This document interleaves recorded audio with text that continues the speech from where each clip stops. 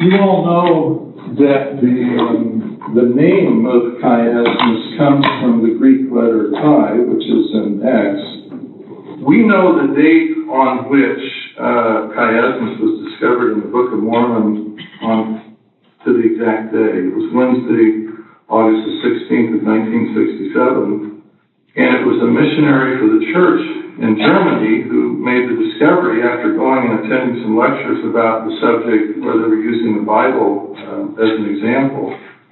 And the account of that you can read in an article that is available online. The title of the article is Discovery of Chiasmus in the Book of Mormon 40 Years Later. If you just do a word search, Discovery of Chiasmus in the Book of Mormon, or Chiasmus 40 years later, you can treat it. It's in the Journal of Book of Mormon Studies. It's the article written by John Welch, and it's about his discovery. In there you'll learn that the first occasion in which the presence of chiasmus in the Book of Mormon occurred as a consequence of a revelation. He quotes a voice that spoke to him, and these are the words. If it is evidence of Hebrew style in the Bible, it must be evidence of Hebrew style in the Book of Mormon.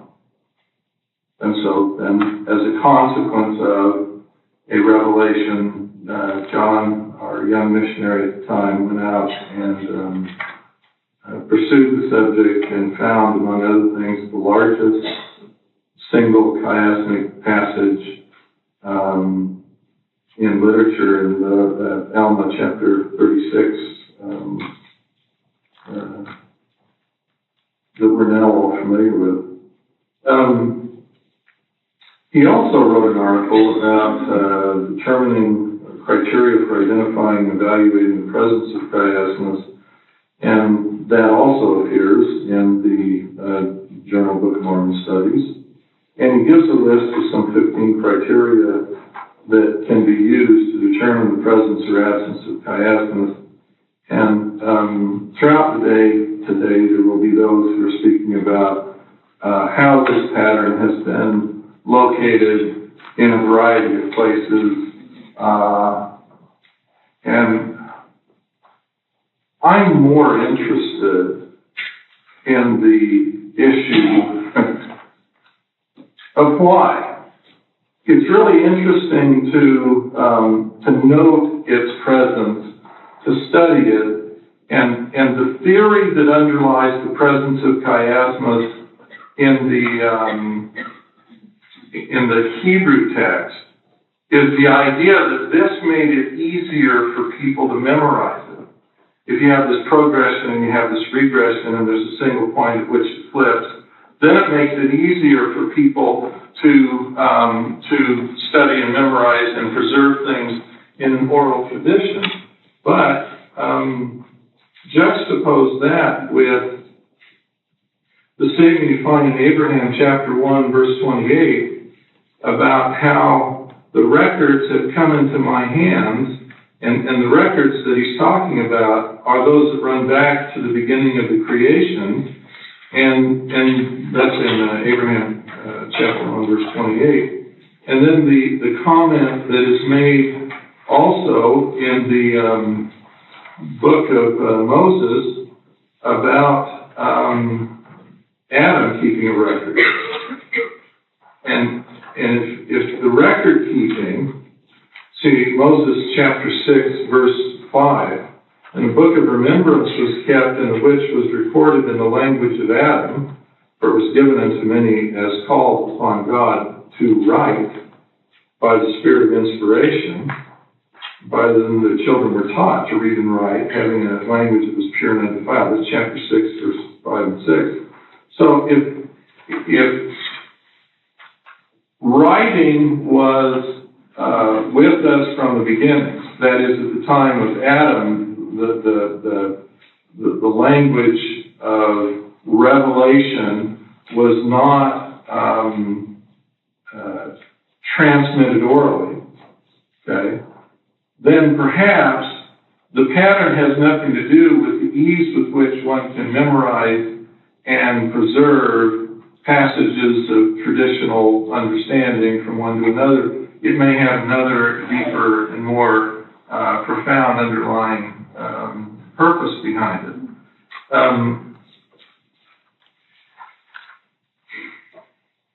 See, I want to skip right to some things that are important in my view. I've written a paper that will be published as part of this thing, and you can read all those words in there.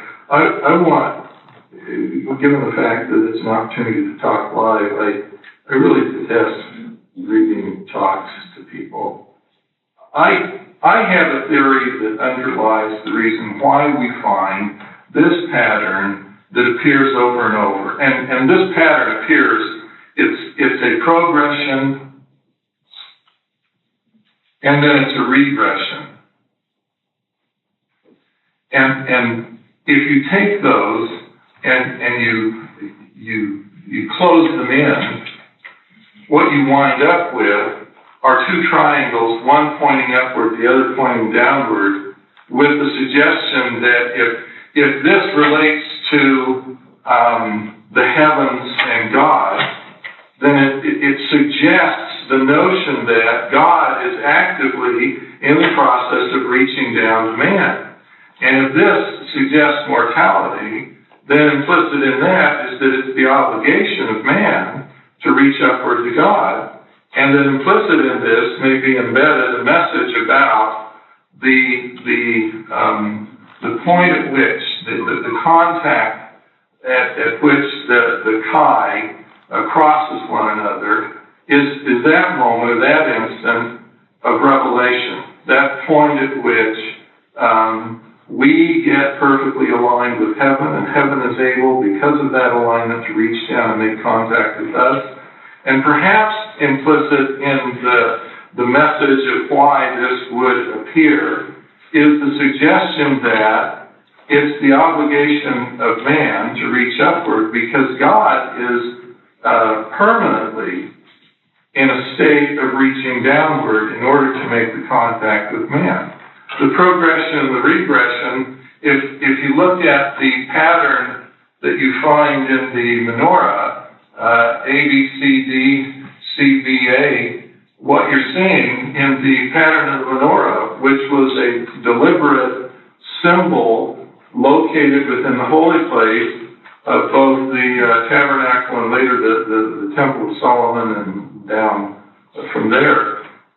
This symbol is suggesting, in another way, the exact same pattern of progression and regression and convergence in the center. See, those that take the chiastic literary form and explore why it was done in addition to the ease of memorization, they say the point that you locate in the center of the chiasm is the point at which the central theme of the idea is presented.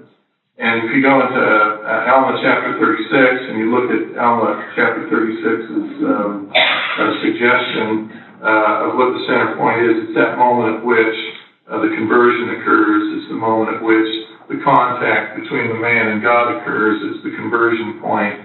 And so it would also be consistent with there being an underlying why to chiasmus that's perhaps more important than detecting its presence elsewhere. Because if Alma or Mormon, and I think the greater likelihood is that it was Alma and not Mormon that wrote that chapter because of its literary form. Must be on this, but I think it was Alma who wrote it. Experienced it and understood the underlying why, then, of course, the central theme would be the point of contact between God and man, because that is the point at which redemption occurs, the point at which the process goes on. Well, the other thing that this does is, particularly here, this progression and this regression is a process of walking you backwards. It's a process of returning you to somewhere as opposed to going somewhere. You're already somewhere. You need to get away from where it is you are and back to something which was better and preferable and earlier. And so the regression is a question about, well, what is it that regression would deliver to you, would fetch for you if you were to take it seriously? Matthew chapter 18 has this little incident in it. At the same time came the disciples unto Jesus, saying, Who is the greatest in the kingdom of heaven? And Jesus called a little child unto him and set him in the midst of them and said, Verily I say unto you, except ye be converted and become as little children, ye shall not enter into the kingdom of heaven. And so the idea of progression and regression and becoming something converted from what you are today, where you find yourself at this extremity, back to where you once were at the other end of the scale, may also be a reminder that although your mind is currently filled with all of the issues and all of the experiences of adulthood, there was a time when previously in childhood you were capable of much more and much different kinds of things. Christ's comment that the question that drove the answer was the question about who's the greatest in the kingdom of heaven. So the issue on the plate was, where do we find something that is great? To show us one of these, tell us, and I suppose they were hoping for some mention of themselves, but instead what Christ did was he asked for a little child. And the narrative suggests that this is quite a young child, a toddler. And the younger that can toddle over, the better. So he has the little child, and he puts the child in front of him, and he says, here's an example. This is what the greatest in the kingdom of heaven is like. Well, why is the greatest in the kingdom of heaven something that has regressed from the complexity and the sophistication, particularly of our kind of thinking, back into a point in which there is this childlike faith, there is this childlike approach to whatever's out there. We put away childish things. In fact, Paul, in one of his passages, makes a comment about childish things and putting them away. Well, King Benjamin had something to say about the character of a child, and he gives this in his big talk at the beginning of Mosiah, where they're all together for his farewell address. This is Mosiah chapter 3, verse 19. The natural man is an enemy to God and has been from the fall of Adam, will be forever and ever unless he yields to the enticings of the Holy Spirit, and putteth off the natural man, and becometh a saint to the atonement of Christ the Lord, and becometh as a child. Then he elaborates what it is about the child that is so useful in yielding to the enticings of the Holy Spirit, putting off the natural man, becoming a saint through the atonement of Christ. All of those are driven by these kinds of characteristics which are childlike. Submissive, meek, humble, patient, full of love, willing to submit to all things which the Lord seeth fit to inflict upon him, even as a child doth submit to his father. Those are the characteristics of a child that manages to change their mind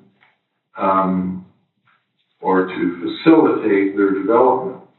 I heard again, people keep trying to calculate this and come up with a new number all the time. But I'm sure all of you have heard it said that most of what you're going to learn in your entire life, you learn by the time you're 5 years old. The personality of a person is fully developed at 5. There's another study that came out that said almost all of the education that a person is going to receive in their lifetime has been completed by the time they're in 4th grade. Then they simply reapply the same techniques as they had acquired by the 4th grade repetitively thereafter to increasing levels of complexity, but nevertheless, it's the same tools. Well, why is it then that at the front end, there is this capacity for absorbing everything there is from the universe around them, and then that begins to quiet down or to slow down or to become resisted thereafter? It's because by its very nature, that the mind of the child is open. Submissive is a characteristic that says, I am open to, will submit to, and looking forward to something you can give to me. I don't come here with a hard attitude. I don't come here with my predisposition. I don't come here with a bundle of things that if you're going to present a truth to me, it must fit within the boxes that I have constructed. If you want an idea, wait a minute. How do you reconcile that with, well, wait a minute. Now, Elder McConkie wrote in this book, we have to have bibliographies, okay? Here's an idea. It's a truth, but it's truth that you must relax, open your heart, open your mind, and accept and see if it contains light and truth. No. I want a bibliography. If you don't fetch a bibliography for me, and I want footnotes, then, see, I have been so tempted to write a book without a single footnote in it. My wife just thinks that's a terrible idea. The most important chapter I ever wrote had no footnotes in it when I wrote it. And it's my wife's fault that it's now riddled with footnotes. Because she says, you can't do that. They won't. You'll get in trouble. You won't. It's not. And she's right. She's right, because the reader, the typical reader, is not at a point where the typical reader will simply relax and say, is it true? Does it resonate with life? Is there something about this that is fulfilling? I've been able to put more information about God and man into 10 short parables than I'm able to put into 170,000 words in the Second Comforter, simply because parables don't require you to vindicate or justify, but what it does impose upon the reader is the obligation then to open themselves up and say, how do we do that? Well, there was a time, and it was back here in your life, there was a time when you did not need to go down to the firing range and have a skeet machine firing off a clay pigeon and a 12 gauge loaded with birdshot in it to be able to enjoy yourself. If you had a stick, it was enough, because your mind was alive with the kinds of things that allowed you to have just as much, if not more, joy pretending as does the adult with the gun and the ammunition and the skeet range and the machine and the clay pigeon and the thing blowing up in the air, and ooh, isn't that fun? Don't you wish there was more of that from Hollywood? Too bad they can't load blood in clay pigeons. then we'd all be amplifying.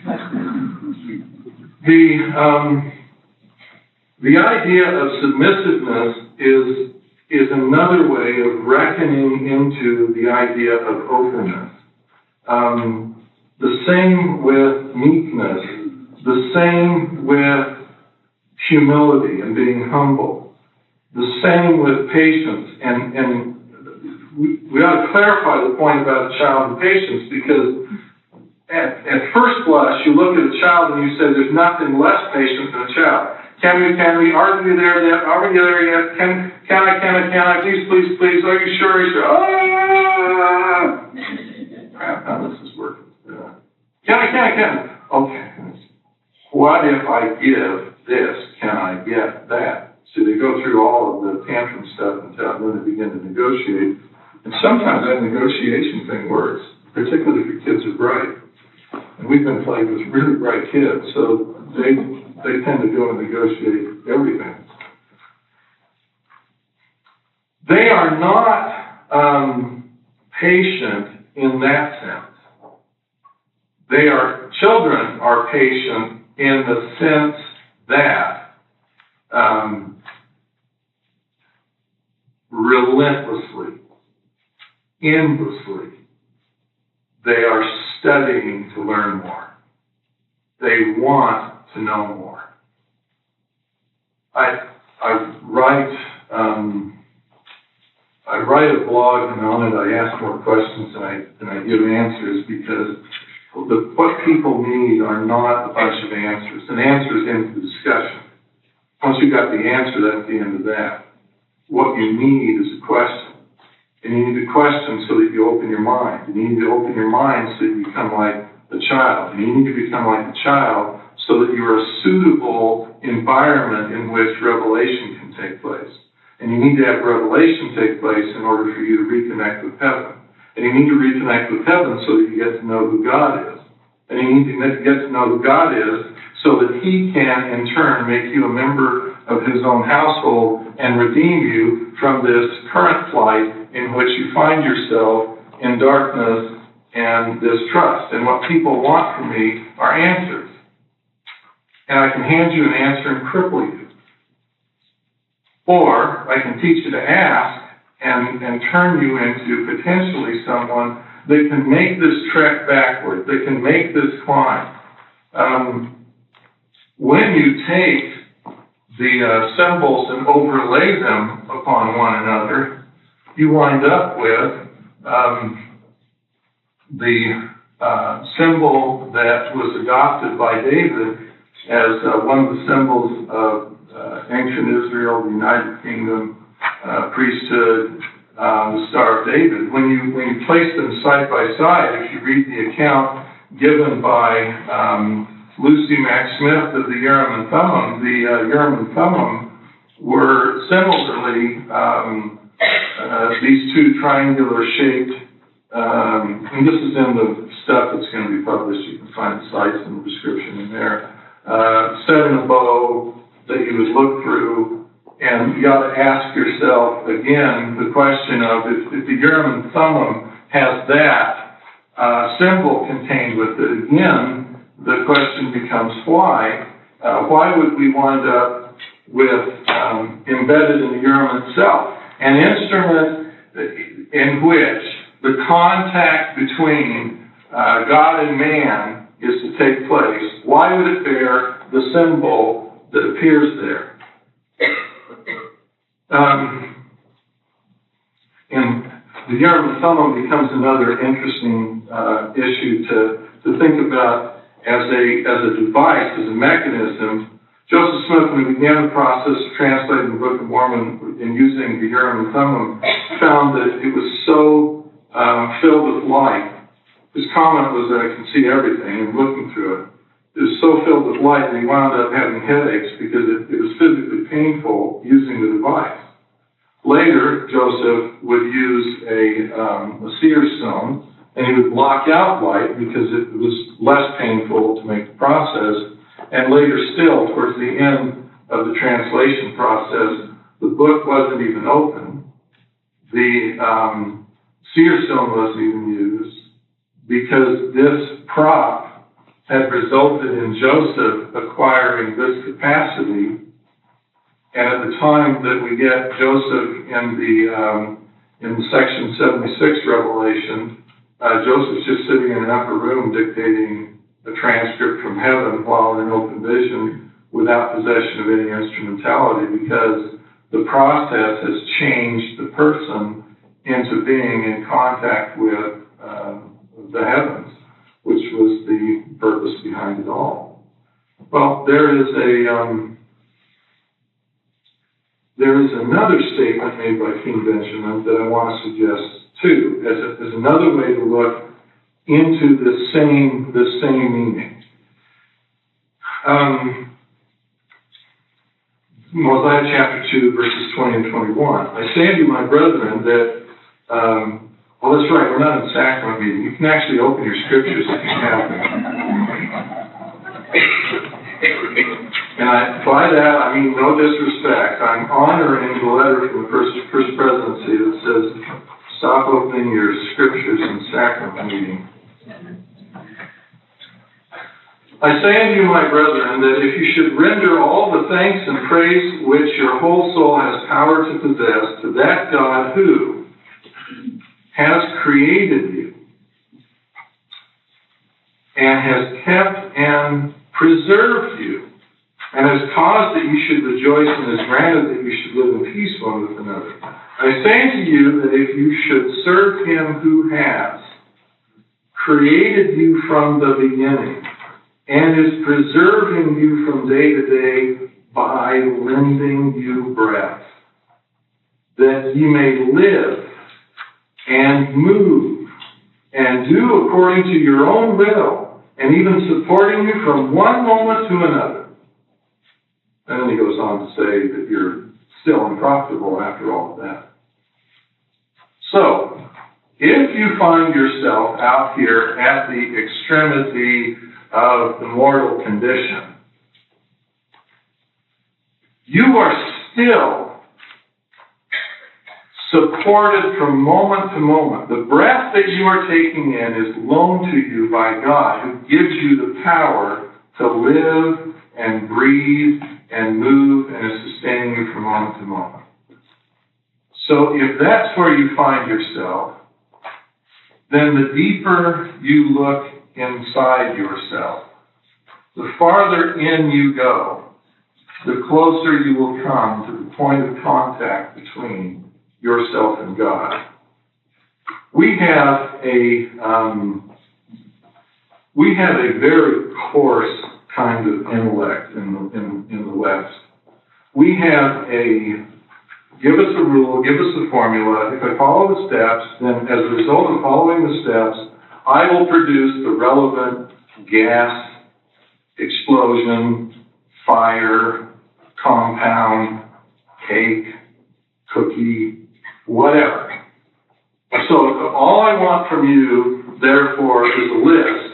And if I follow my list, I will produce at the end the fire I want, the taste I'm looking for, so whatever it is I'm trying to build.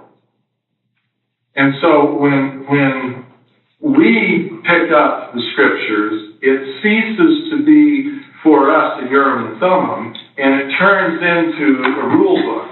It ceases to be a contact point between God and us, in which God himself can be speaking, and the manner of revelation that he gives to us are the words contained by other prophets elsewhere.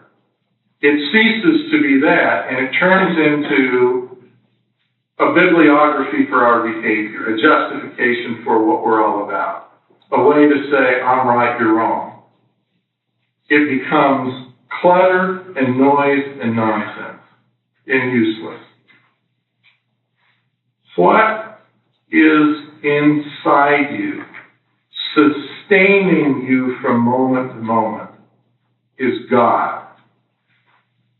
What organized you and keeps you intact moment to moment is God. What lies at the deepest core inside you is God.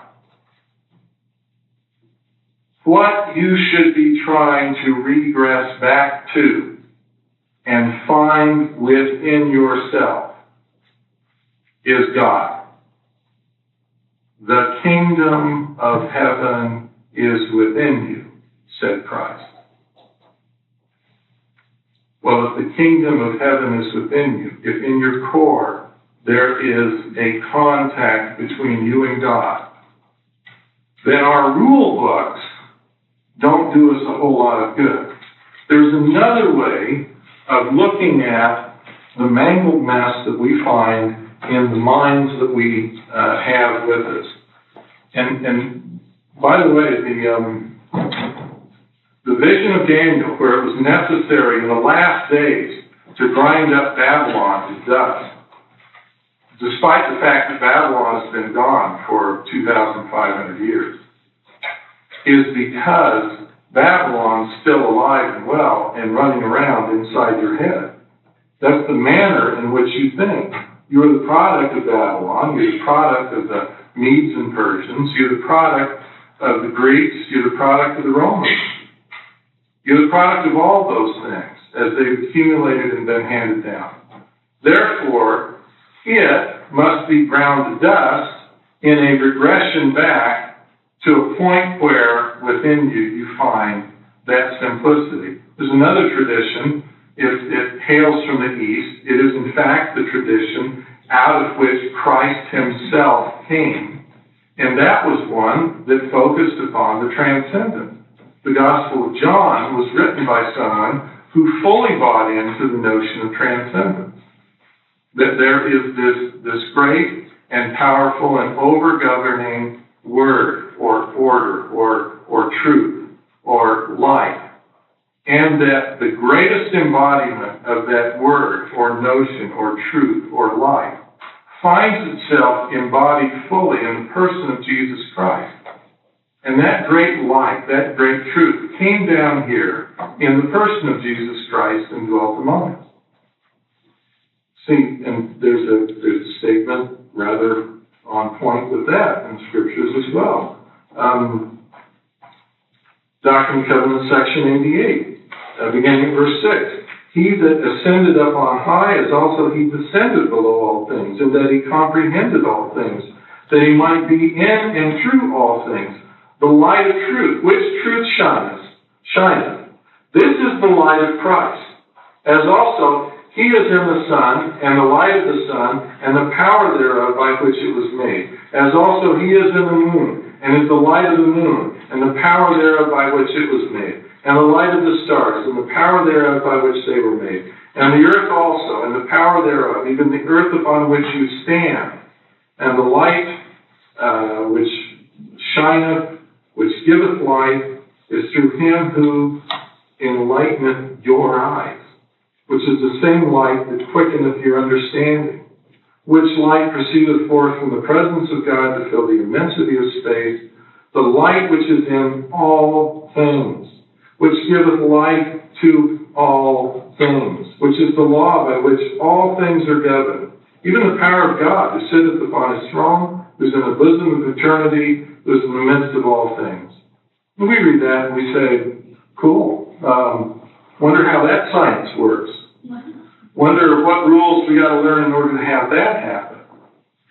But an Eastern mystic would say, yes, I have seen that.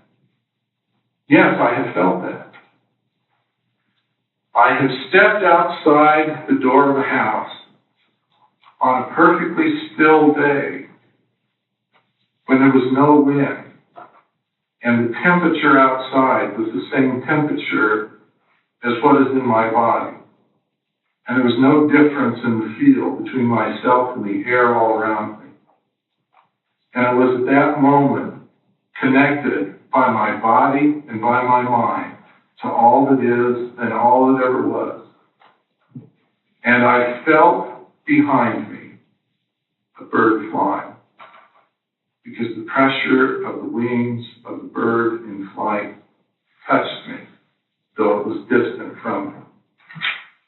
Because I was it, and it was me, and the light in it and the light in me were all one. And I could feel the freedom of flight. And in that, I saw God. And we would say, oh, I get it, it's poetry. Okay, so now, let's see, that's probably free verse. And we miss what is going on. We miss the divine connection that exists. To stand in the presence of God results in people feeling inadequate and ashamed. Isaiah's words were, woe is me, I am undone. I'm a man of unclean lips, and I dwell among a people of unclean lips. Well, why is that? Because of the accumulation of junk that exists inside the clutter of our minds, and the inability to see in the simplest of things.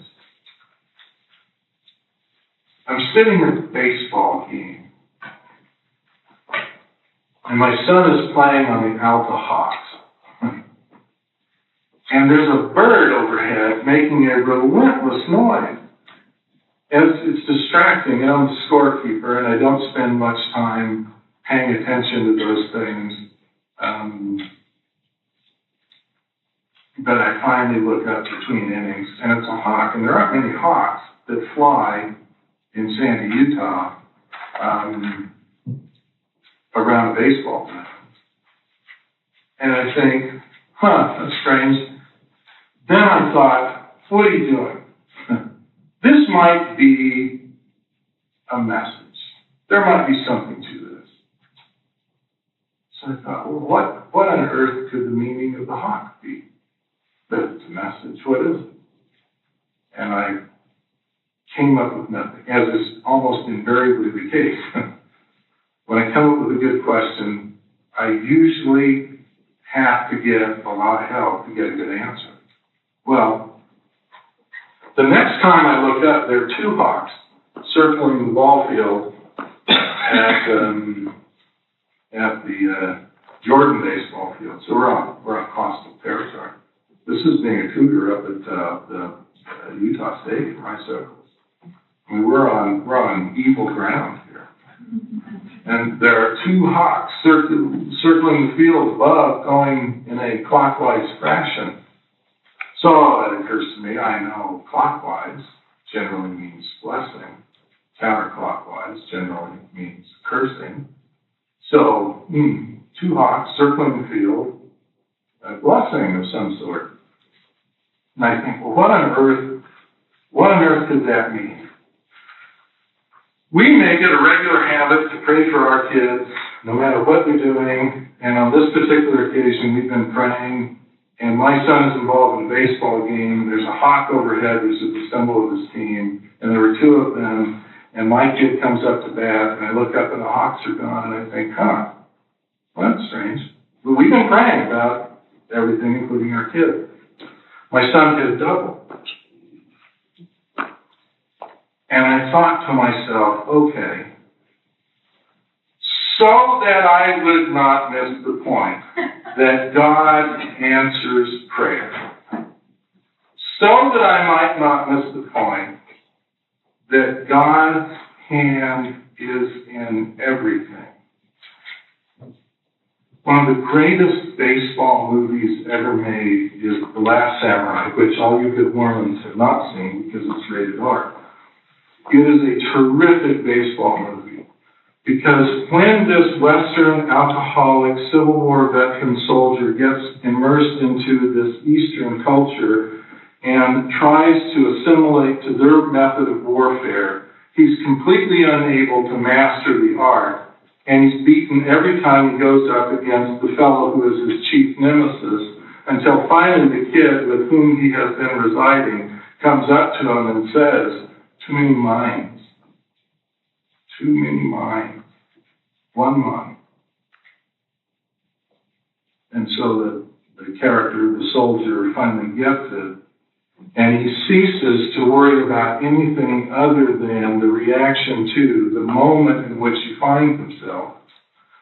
One of the reasons why skiing is appealing, snow skiing is appealing to people, is because you can't plan tomorrow and you can't worry about yesterday, because if you take your mind off this moment, if you're anywhere other than the now, you're going to go down, you're going to get hurt.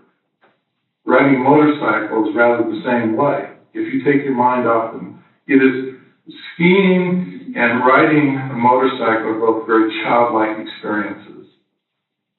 God is in everything. He's absolutely everywhere. It's necessary for you to pay attention to that in order to open yourself up to that. Because the process of revelation, in the East, what people would do to try and get a revelation would be to ponder, to meditate, and to open themselves up. In the West, what we would do to get a revelation is to fast and pray and offer God commitments of 50 different things. If He please, just this one time, just, please, ever so much, this, and I'll do that, I'll agree to do this, and, okay, what am I not doing, and why, what else could, I didn't wear a white shirt to the sacrament last time, I'll always wear a white shirt every time I go, and they asked for dads to volunteer to bless the sacrament with somebody, and they would tell you, I'm going to bless the sacrament, there's a list of 50 things I think I can, and God's up there saying, hey, I put the answer to the prayer right there, it's in the front yard. You know, I have to make some bread. I'm going to make some bread. I'm going to take it to the neighbor, and I'm going to welcome the neighbor. There's next door neighbor who's got this attitude problem, and I'll go over and I'll tell them how wonderful sacrament meeting is. I'll get it done. Give me the revelation, will you? And the revelation was sitting right in the front yard, waiting for you to come out and to notice. And we look upon those things, and we keep ourselves distracted from, disconnected with, and incapable of opening ourselves up to the revelation which God, at all points, is offering to us. The world is filled with revelation. And our problem is that the manner in which we choose to go about asking for and opening ourselves up to it is so limited in scope, so poor in quality, so alien to the teachings of Christ, that it doesn't matter that the Lord is shouting at us all around. We simply won't pay any attention or give any heed to what it is that He has been offering all along. Full of love. By the way, the patience of the child is the relentless openness that a child has to instruction, to receiving more. The perpetual walking about with the empty cup. I would like my cup to be filled. It is always, the child is always standing with the cupped hand, asking for you to fill it. And we go about saying, I'm going to offer a prayer now. What's that formula? Oh, we thank thee, we ask thee. We close ourselves off when the child would open themselves up and extend a hand in a petition asking for God to give them something. And it doesn't matter how many different ways the Lord goes about trying to teach us that, either with scriptures or symbols or signs, it doesn't matter. We nevertheless remain committed to closing ourselves off from and refusing to open up and receive what things the Lord would offer if we simply would be patient, humble, submissive, and come to Him with an open recognition that we lack. Full of love. Full of love is one of those things which it's really a reflection of how close you have drawn to the center point. John, who we call the Beloved, seems to have had his eyes opened as to the Savior, because at one point he defines the Lord as love. God is love. You draw nearer to that, and it's not a process of drawing near without difficulties. When you read in particular the strugglings that Enos had in the Book of Mormon, the closer you draw to the center point, the closer it is you reach to the point of love, and you begin to realize that there are people you don't love. Indeed, there are people you despise. But the nearer you approach to God, the more you realize that despite the fact that you have legitimate reasons for harboring resentments or grudges or attitudes about others, it is nevertheless the case that if you love, you can't hold on to those things. And you can say, I hate it. I just hate this love that I have to show to other people, but I can't resist it. You know, that guy, he deserves to get what's coming to him. And here I have no more disposition to give it to him. I can actually look upon him with compassion. And yet, in my rational mind, I sure hope the Lord doesn't, because he deserves to get stomped on at some point. I'm not going to do it. You know, live and let live. Let him go. I bring no accusation against him. And then the phrase, willing to submit to all things which the Lord seeth fit to inflict upon him, even as a child does submit to his father. That's a long phrase that's capturing one idea, and that is that from the vantage point at which the connection is made between the two, at the moment in which the clarity comes, at the moment when you realize what it is God would have you do, it ceases to be a question of whether or not you're willing to do it. If you knew God wanted you to do, and I don't choose the thing, sell all you have and give it to the poor. That was what was asked of the rich young man.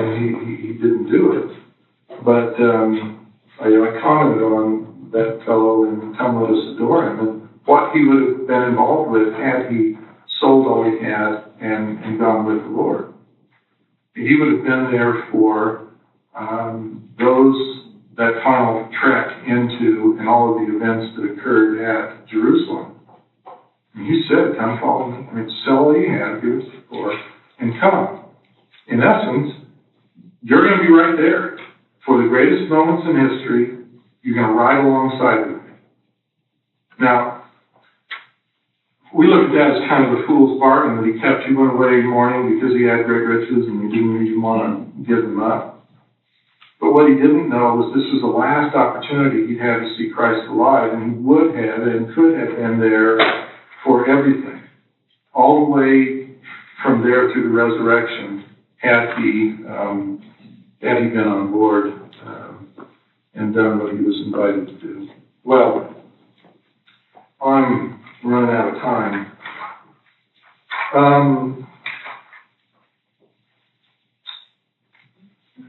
There are portions of the endowment, if you've been to the endowment, that suggest this chiasmic pattern.